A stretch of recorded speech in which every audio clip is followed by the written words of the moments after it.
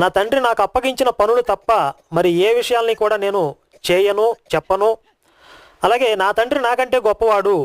ఈ విధంగా ఆయన బోధనలన్నీ కూడా తండ్రి చుట్టూనే తిరుగుతూ ఉన్నాయి. తండ్రి గురించి ఆయన ప్రముఖంగా ప్రస్తావిస్తూ వస్తున్నాడు అని చెప్పి, అయితే ఇందులో మనం గమనించాల్సిన ముఖ్యమైన విషయం ఏంటంటే, ఆ తండ్రి యెహోవా, అంటే బైబిల్ దేవుడైన యెహోవా నా తండ్రి అని యేసు ఒక్క చోట కూడా చెప్పలేదు. ఇది మనం మరీ ముఖ్యంగా గమనించాల్సిన విషయం అని చెప్పి ఇక్కడ నేను చెప్పడం జరిగింది.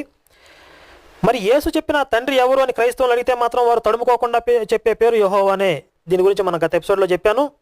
క్రైస్తవులు ఈ ప్రశ్న అడిగితే మాత్రం రెండో ఆలోచన లేకుండా ఆ తండ్రి యెహోవానే అని చెప్తారు. మరో పసలేని వాదము ప్రముఖంగా వాడుకలోకి వచ్చింది.